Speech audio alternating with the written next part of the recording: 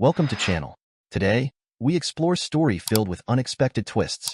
Please, subscribe and like to stay updated. Let's begin.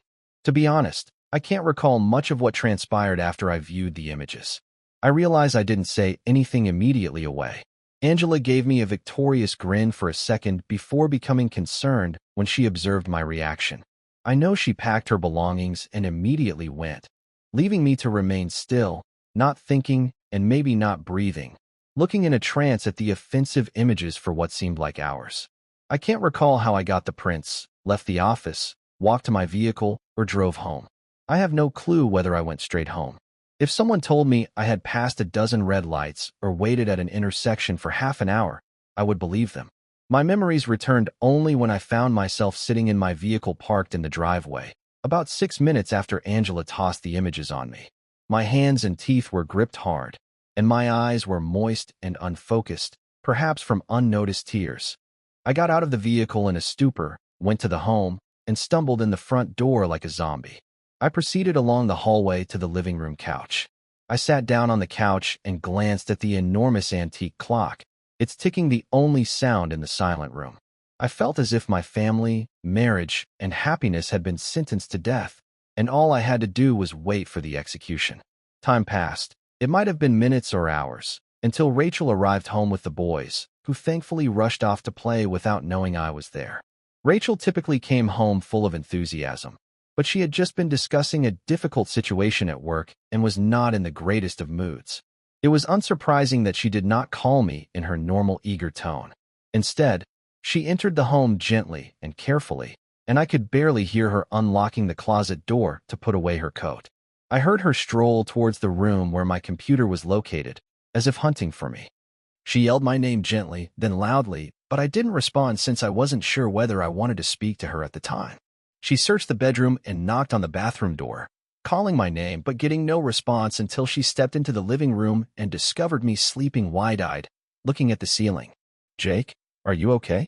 I didn't respond, so she hurriedly moved up to me, her motherly instinct to check my temperature taking over as she placed her palm on my head.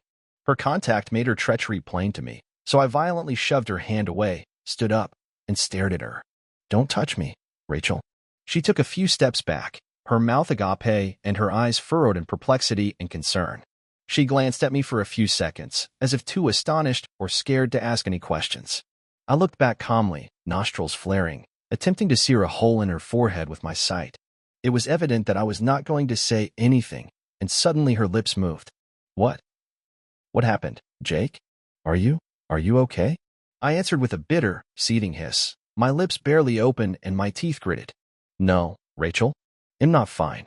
I'm not okay at all, and probably never will be." She stepped closer to me again, her arms almost opening to hug me, when I raised my hand and interrupted her with another sentence. "I said don't touch me, Rachel. I don't want you to ever touch me again." Her eyes welled with tears, and she started to shake her head anxiously. I'm not sure, but I believe she started to fear that I had discovered her affair. Jake, I'm so sorry," I snorted harshly, shaking my head in amazement as she went on. "I'm sorry for whatever I did to make you so angry and upset." What did I do?" With fast, furious motions, I took the package off the desk and reached inside, removing numerous images. "I think you know what you did," I replied, crumpling the first copy and flinging it at her, striking her in the stomach before it landed on the floor. She glanced at the bundle of paper with horror in her eyes and started crying again. She made no attempt to pick it up, staring at it with terror as if it were a dangerous snake. "You're just a lying, cheating." Another lump lodged in my throat. This time, the strike struck her in the chest. Who can't keep her legs closed? This strike struck on the face. For the first guy who took a step towards her, her look changed to one of complete fear, despair, and bewilderment, with tears running down her cheeks, her chin raised, and her already swollen lips squeezed closely together. For some reason, her suffering irritated me even more, and I grabbed the final shot of the smiling guy behind her as she grasped the sheet on the massage table, her eyes closed and her face once again incomprehensible. I stood with the image less than 30 centimeters from her face, spewing out the words like bullets. Or maybe he wasn't the first guy. Maybe he was just the last of many. Rachel shrieked as she glanced at the image, weeping and moaning. "No, no, no. Oh God, no." Seeing her, I felt a fleeting rush of sympathy, but I battled the need to console her and quickly replaced the sympathetic thoughts with the wrath and loathing her adultery had brought. I stepped away from her and, without saying anything, intentionally went into the bedroom, dropped my bag, and started tossing clothing inside. When it was nearly full, she came at the door, still weeping and speaking incoherently. "Jake, please. Jake, no. Please, no." I quietly kept packing, filling my suitcase and overnight bag before brushing by her to get a few items from the bathroom. She attempted to grasp me, but I firmly pushed her away, causing her to sob even harder. A few minutes later, I was standing at the front entrance, collecting my coat from the closet before leaving. She followed me and pushed against the front door, preventing my escape. I stared at her, shook my head, and spit out a nasty remark. "Move. No. Please, Jake, no. You can't do this."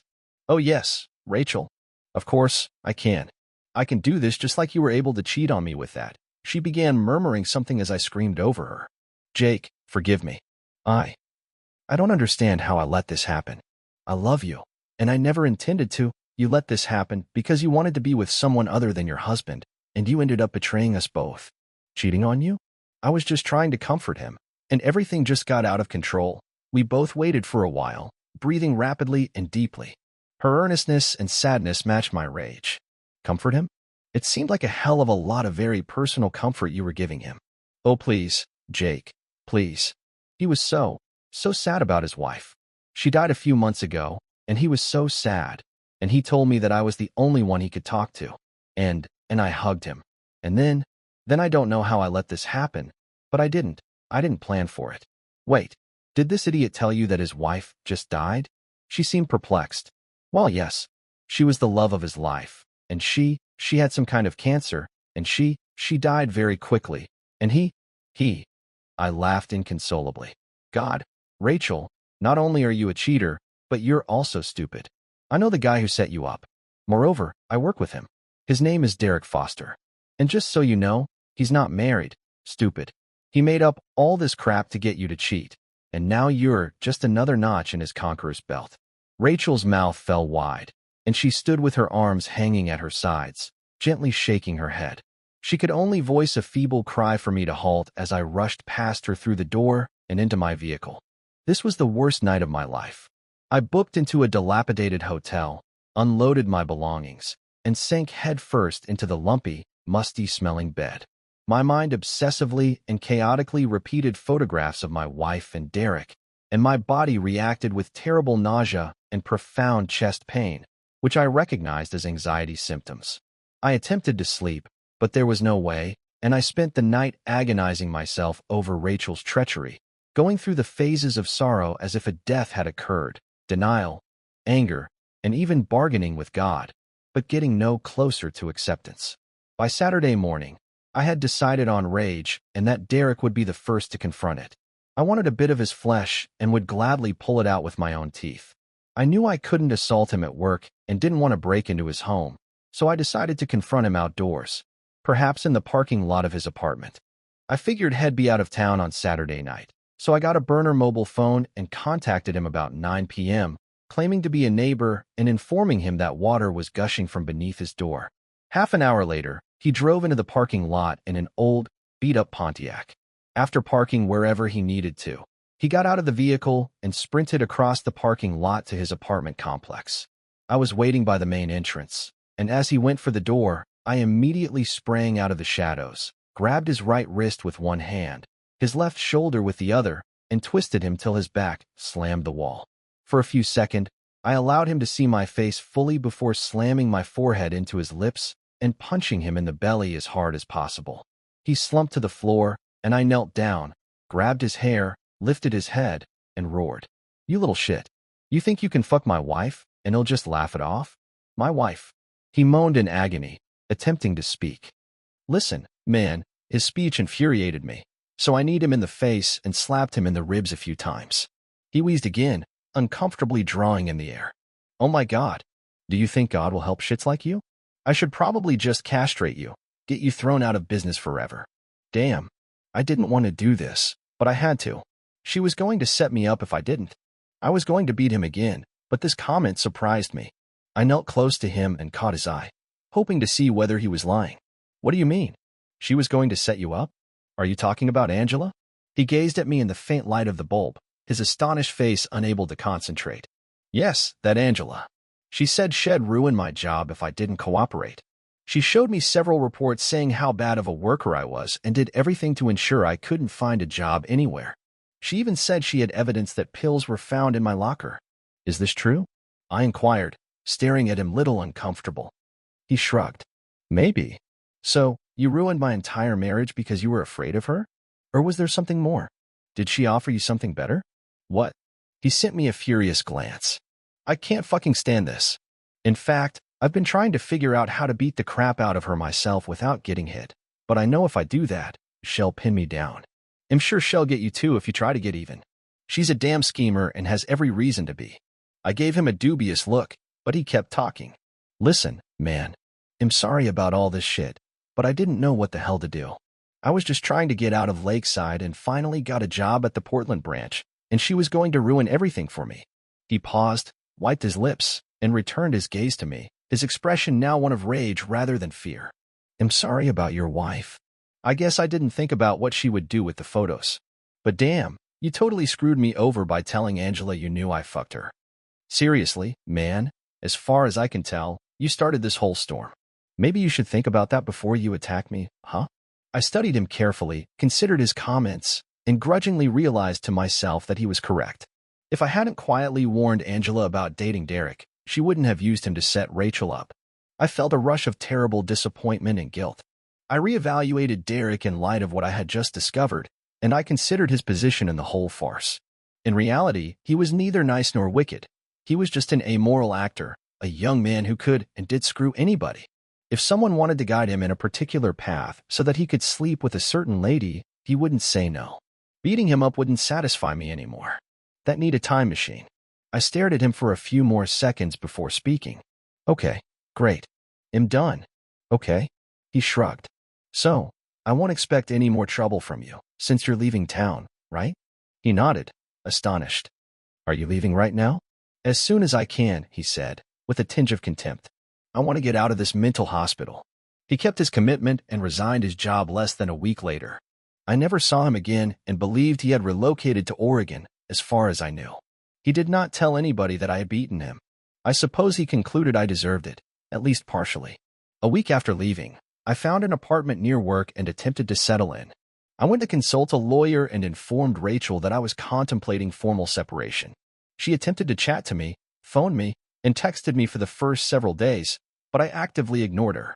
Not because I wanted her to suffer, but because I was having difficulty dealing with the circumstance and was concerned that the sound of her voice might exacerbate the problem, particularly after the discussion ended. But I was anxious to see the lads and wanted to get my clothing. So, finally, I had to do some basic socializing. When I eventually phoned, I tried to remain calm and professional, but the sound of her voice, vulnerable and quiet, made my pulse race so fast that I felt it would explode through my rib cage. Through sheer willpower, I was able to control my voice and behavior, arrange a time to see the boys and pick up my belongings, and avoid revealing my grief. I hardly talked to her while I packed up my belongings, and she remained motionless in the living room after welcoming me somberly at the door, sullen and quiet, like a model of despair. I didn't linger because I wanted to retain my fury intact, unaffected by thoughts of sympathy or love. I didn't tell anybody at work that Rachel and I were having issues, and I avoided Angela at all costs. I deliberated about how to retaliate against her, contemplating anything from violence to forging papers to have her fired. But I knew Derek was correct when he stated Angela was looking for my retaliation and was prepared to burn me for any effort at vengeance.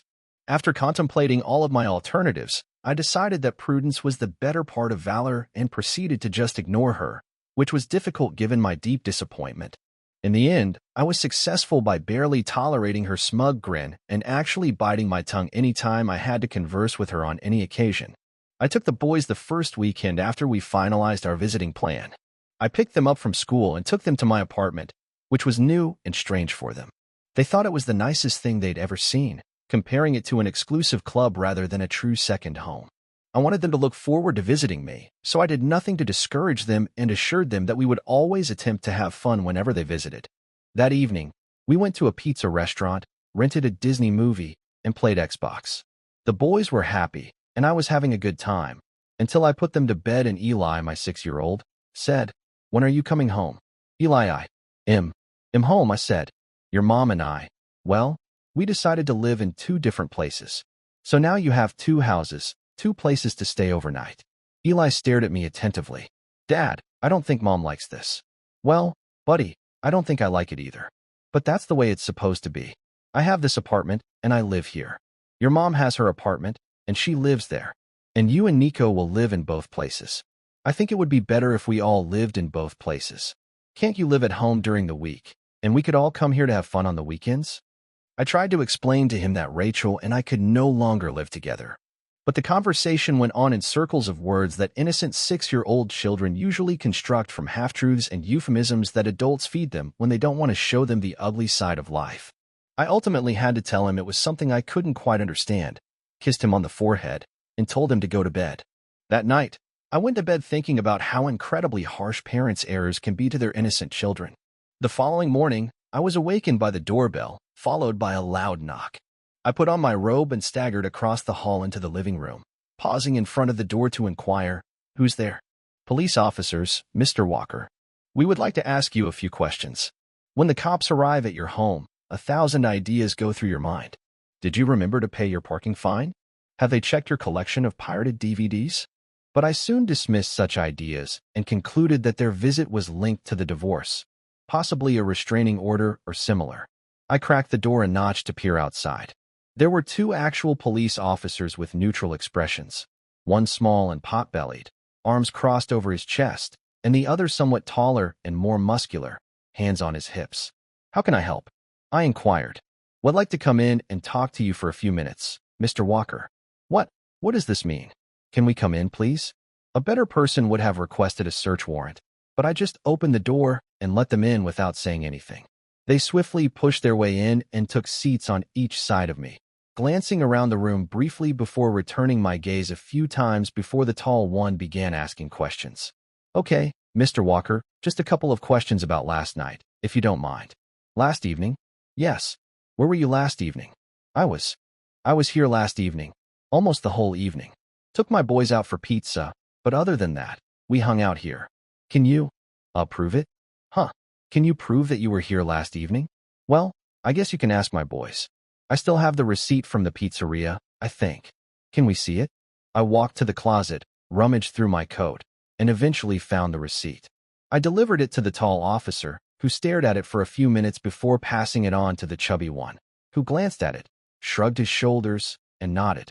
"The time indicated is 6:38, replied the tall policeman, jotting something in a notepad. I began to emerge out of my trance and got intrigued again. "Hey, listen. What is this? What is this about?" The police officers exchanged inquisitive glances, and the pot-bellied guy nodded. The tall police officer turned to me and said again, "There was an attack last night, and the victim was badly beaten. We're just checking." His inference that I was a suspect in a severe crime shocked me to the point that I had to stop him. "Wait, what? I haven't been in a fight since middle school. Is it some mistaken identity or something?" The tall police officer lifted his hand to halt me. "Look, Mr. Walker, we have to check all the leads, okay? This is our job. You're not under arrest. We're just asking some questions." I put up my hands in agreement, but I still felt as if I had been caught up in some sort of law enforcement error. I needed to take a few deep breaths to cope with my disappointment.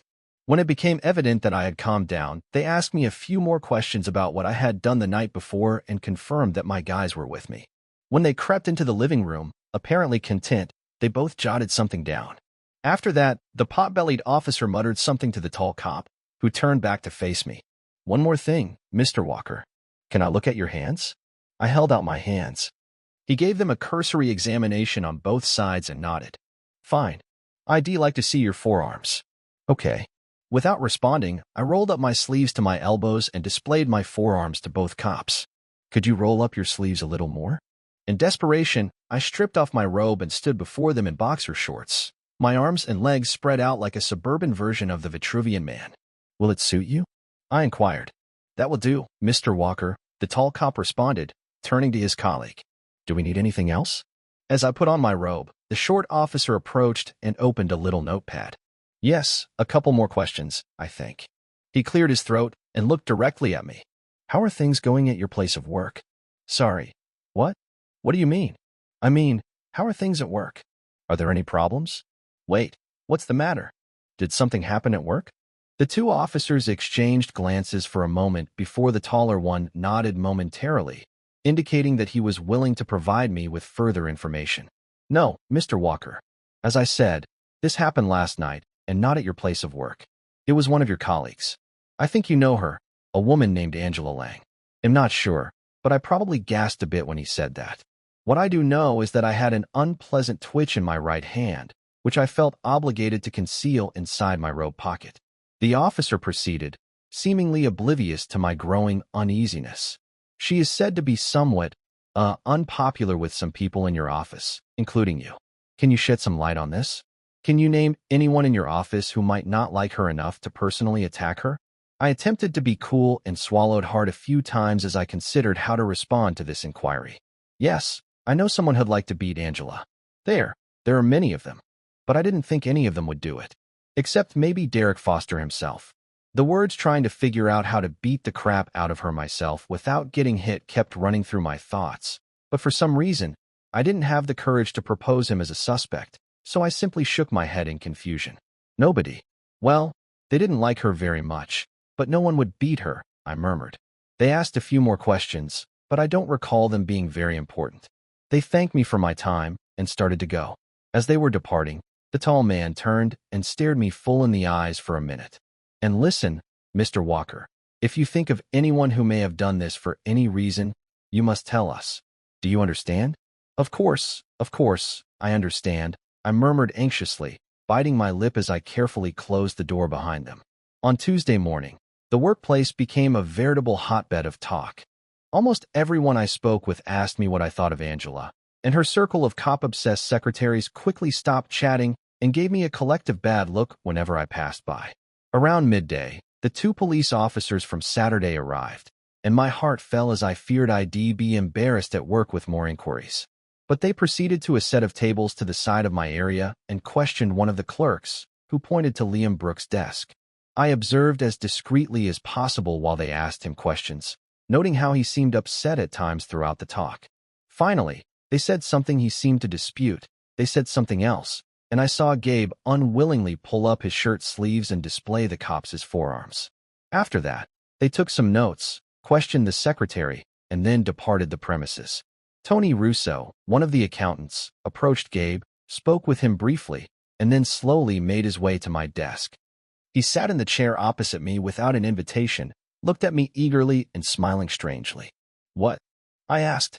So you did it, he said. What did I do? Come on, Jake. You were the one who beat Angela. No, damn it. Do you all think so? Well, Angela thinks you are. Wait, what? How could she think it was me? And how do you know what she's thinking? Benny paused for a while before leaning forward and spoke in hushed tones. Look, can I trust you to keep a secret? I gave him a skeptical glance before nodding my head.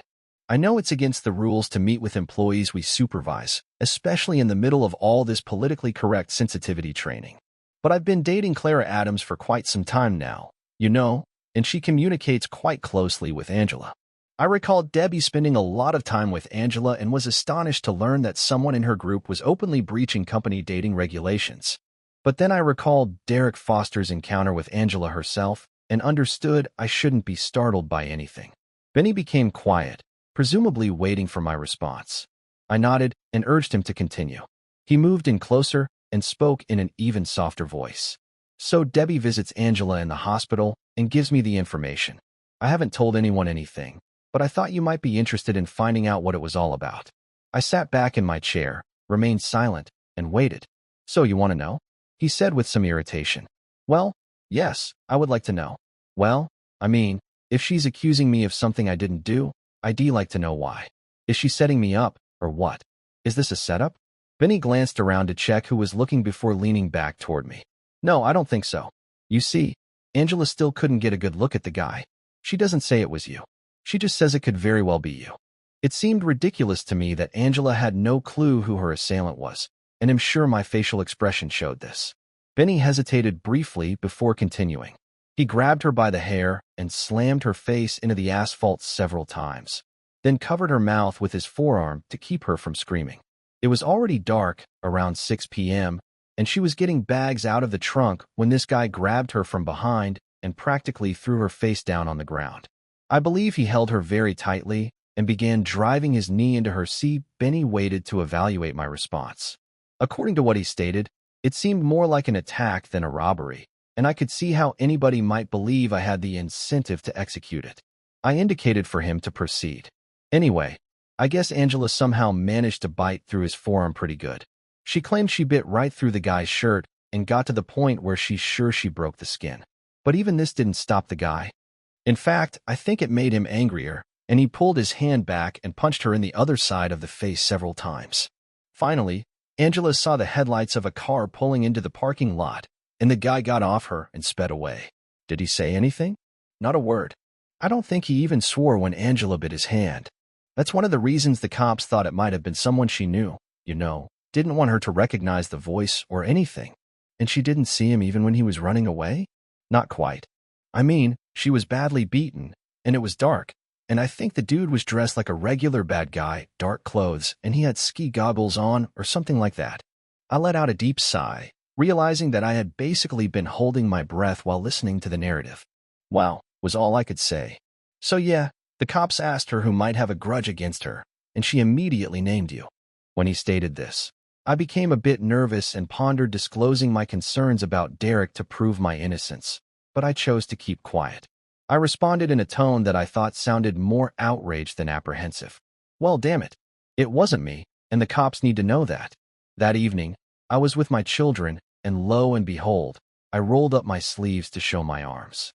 Nobody but me. I protested. Benny shrugged, glancing at his hands before standing up to go. Well, someone did it, and I believe the cops are correct when they say it was someone she knows. He grinned and winked strangely before returning to his desk. I was having a very difficult time sleeping because of the troubles at work, the inquiry, and, most importantly, Rachel's absence. I couldn't believe she had deceived me by giving herself to a guy in a strategy aimed to harm and humiliate me. I realized that she was not an active participant in the strategy and had been managed to some degree, much like a pawn on a chessboard, but there was no disputing that she had allowed herself to fall into Derek's arms, effectively stabbing me in the back. I still missed her.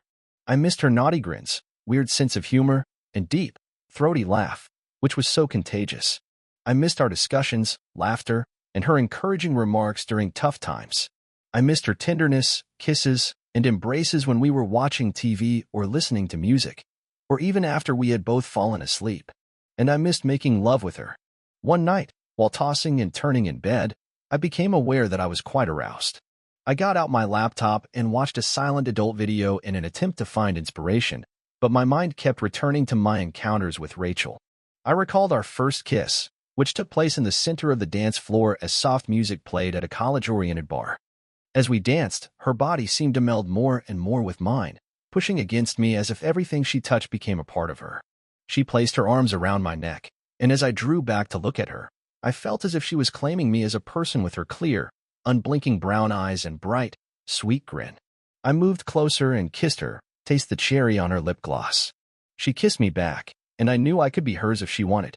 I recall the first time we made love, in a little home in northern Wisconsin, when the rest of the party had gone skiing. We started cuddling beneath a big blanket on one of the beds. I recall well that, at the time of my first intercourse with her, I had never previously felt anything like that combination of physical pleasure and emotional contentment. By the end, I was very weary, and we fell asleep in one another's arms, barely covered by a blanket, unconcerned about who may discover us. I recalled our honeymoon, a week spent at a rundown motel on the beach in South Carolina. We spent our days soaking in the sun, and at night, we excitedly made love, pressing our hot bodies against one another despite the terrible living circumstances, insufficiently big bed, and subpar air conditioning. We appeared to try everything and explore every aspect of one another's bodies, each session revealing new, sometimes surprising, sensitive spots. We made love delicately and languidly at times, but we sometimes assaulted one another with enormous fervor, seemingly frantic to attain and give a climax. I recall spending our final night on a blanket beneath the moonlight on an empty beach, with the sound of the waves breaking gently on the coast in the background, while we conveyed our love wordlessly and truly. When the final thought was completed, I laid over and fell asleep, incessantly thinking about the lady I loved and despised at the same time. Life continued slowly and brutally. Many people at work, including Angela's acquaintances, gave me inquiring, accusatory glances, and I found it difficult to concentrate. At that point, I was relieved that I hadn't alerted the police or anybody else about Angela's plot to dupe my wife into cheating. I believe she didn't say anything since no one, not the police, not Benny, nor anybody at work, ever admitted to knowing about Rachel's adultery, much alone that Angela was involved. I was grateful for this little secret because if this narrative had been revealed, I would have gone much higher on the list of suspects, and the police's suspicions and troubles would have only grown worse. At home, I would spend a lot of time looking at the ceiling, the television, or a book, not really comprehending anything. My head was cloudy, and I was unable to control my feelings. Between the dissolution of my marriage, stress at work, and being a person of interest in an assault case, I was lonely, wounded, bewildered, and more than a little sad. When Don Kramer summoned me into his office on the Wednesday after Angela's assault, I believed things were about to become much worse. I went slowly up to his office, feeling as if I were on my way to the gallows, gently putting one foot in front of the other until I stood in front of the open door, watching him work, head down on the enormous wood desk. After a few seconds, I coughed to let him know I was present. He glanced up, grinned, and waved to me. "Hey, Jake. Close the door and sit down, okay?" "Okay," he said, unclenching his hands and leaned forward toward the table. I entered the room, locked the door, and cautiously sat on the chair on the other side of his desk. He placed his hands behind his head and sat back in his chair, leisurely chewing his gum and inspecting me before speaking. "Jake, he'll get straight to the point," he remarked, leaning forward toward the table. "We're very alarmed that, in the last few days, the police have been roaming around here and searching employees. We don't like the impression it gives, and we really don't like the idea that they think Angela's attacker might be working here. So, we did a little research to figure out what the hell was going on here that would make the police think the attacker worked here." He stopped and clasped his hands in front of him, tapping his fingers together as if considering what to say next. "To be frank, Jake, we think there's a bad mix of workers down there, kind of a toxic situation." His statements seemed to be a precursor to demotion, or worse. My pulse raced, and I broke out in a perspiration as I waited for the axe to fall. "So, Jake, we looked at everything about this division and decided that we need to unify the leadership. We're going to move Angela into the marketing department, and you'll take over her responsibilities along with yours." I was so afraid I was going to be fired that I didn't know I had misheard. When I didn't respond straight away, he felt frightened and spoke a few more things. "Of course, Jake, you will receive some compensation for the additional duties. I think you'll find it quite generous." He looked at me with hope and fear, and I finally grasped what he was saying and knew I needed to respond. "Well, yes. Yes, that sounds great. I think I can handle it, and I think everything should work out." We spent the next half hour or so talking about his expectations, my obligations, and the salary plan. I was a bit bewildered, but I managed to stay professional throughout the procedure. Finally, he turned around, shook my hand, and congratulated me before I turned to leave his office. "One more thing, Jake." His voice became serious, and I turned to face him with some reluctance. "Yes?" I replied. "We need to make sure that we don't have to worry about any nasty surprises." I gave him a skeptical glance. He cleared his throat and proceeded. "To put it bluntly, Jake, you had nothing to do with the attack on Ms. Lang, did you?" I shook my head, putting on a genuine face. "No, sir. It wasn't me." "And you don't know who did it?" I said, "No, sir. I don't know." I left the room feeling much better than when I entered it, and went back to my place, reflecting on how bizarre things had turned out. I had been attempting to limit Angela's power in my unit for months, if not years, and after attempting various diplomatic strategies, I finally succeeded when some unidentified individual, very definitely one of our staff or Derek himself, beat her half to death. I tried to convince myself that this couldn't have happened to a better girl, but it wasn't appropriate to gloat under such circumstances, even to myself. But, for the first time in weeks, I had a sense of happiness, as if everything would settle down, the tension at work would subside, and life would become more pleasant. This euphoria persisted till I checked my calendar and realized that the following day I had a meeting with Rachel at my lawyer's office to start the divorce process. My lawyer was a well-dressed, balding tiny guy wearing wire-rimmed glasses and a three-piece suit.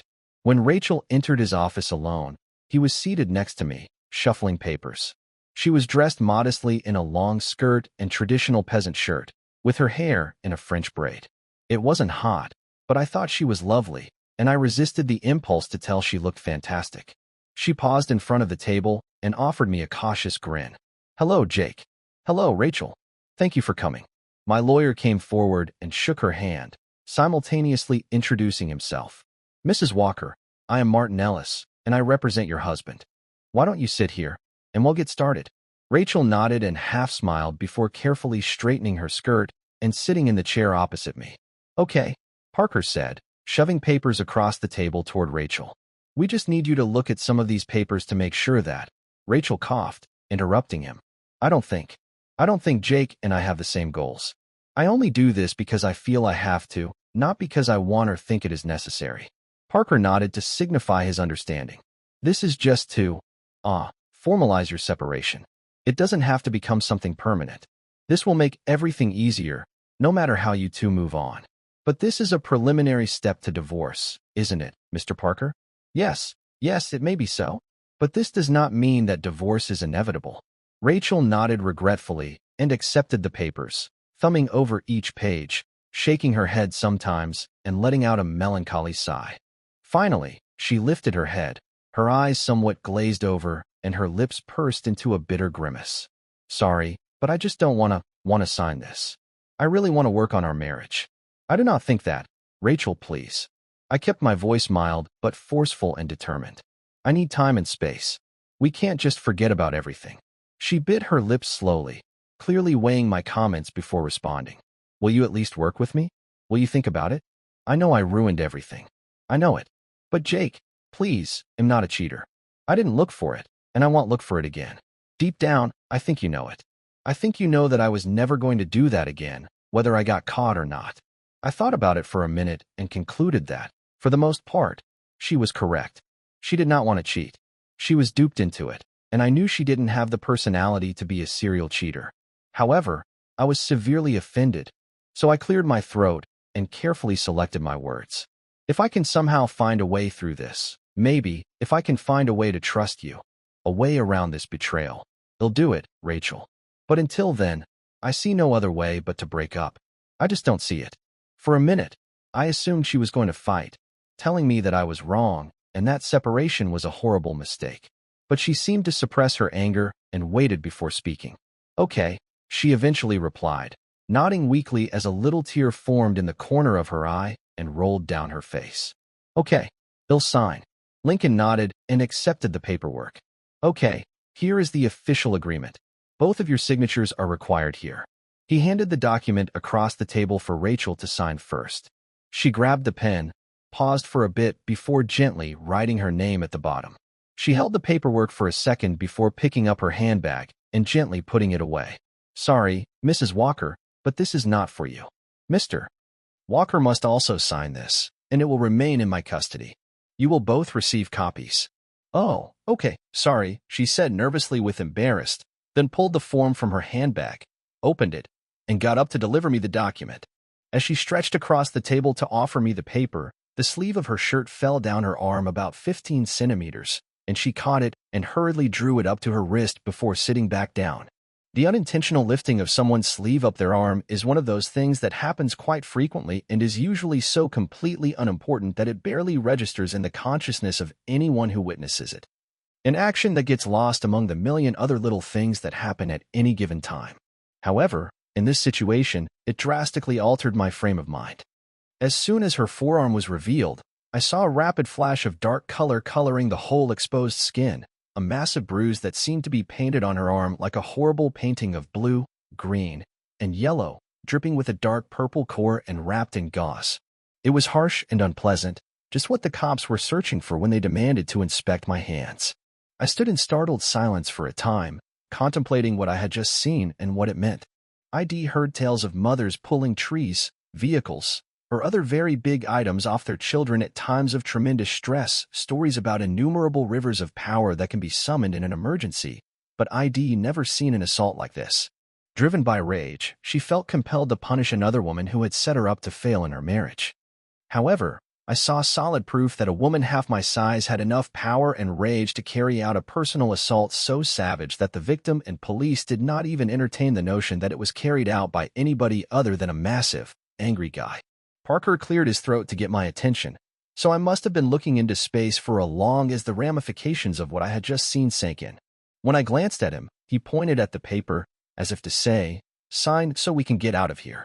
I glanced down at the form, but my mind was so distracted with what I had just discovered about my wife that I couldn't force myself to grasp what it said. I couldn't even read the letters. I lifted my head to look at Rachel again, and my face was unmistakably one of bewilderment and surprise, my mouth open and my eyes wide with wonder. Rachel returned her gaze, first with a look of concern or fear. But suddenly a strange smile formed on her face, a knowing, somewhat naughty Mona Rachel grin that verified all my thoughts. We sat and gazed at one another for quite some time until Parker cleared his throat again. I didn't even glance at him this time, preferring to focus on Rachel and pondering how to interpret this bizarre new knowledge. Finally, Rachel broke the impasse and started moving. She rose up gently and strolled around the table, sleek as a cat, until she reached me. She leaned in to murmur in my ear, gruff and seductive, her breath making the hairs on my neck stand on edge. "You can sign the paper if you want, Jake, or you can put down your pen, follow me outside, and try to fix our marriage. We can start tonight by celebrating how I kicked that queen's ass last Wednesday night. Everything depends on you." She moved out of the room with slow, measured steps, glancing back to flash a timid, disguised grin and lifting her brows as she shut the door. All the time, I sat woodenly in my chair, absolutely taken aback by what had just transpired and what I had learned. I had no idea what to do at all. I had been thinking about the depth of betrayal and the destruction of trust caused by Rachel's infidelity for weeks, and I had concluded that even if I could let it go, it would take time and separation before I could try to move forward in my relationship with her again. But what happens now? Now what should I do in response to Rachel's actions? I believe a more deserving person would have been outraged or disgusted by her conduct. But, God help me, the picture of her beating the heck out of our mutual tormentor altered my perspective. This is a lady battling for her marriage in a very risky and hostile way. How could I let such a lady go? Parker coughed again, and I glanced at him. "Well?" he said, extending his hands in a tight, eager motion. I gently shook my head, set down my pen, shrugged my shoulders in resignation, and started to rise. "Sorry, but I can't sign this. I just can't," I said, shaking my head in regret. When he lifted his brow, I proceeded. "I'm really sorry." With my pulse hammering and a sense of relief and anticipation, I turned away from him and hurriedly approached the door and my useless, cruel, gorgeous little wife. Thank you for joining us on this roller coaster of betrayal, vengeance, and atonement. Can a marriage withstand such surprising developments, or has too much harm been done? Please share your ideas in the comments section below, and don't forget to like, subscribe, and click the bell to get more tales.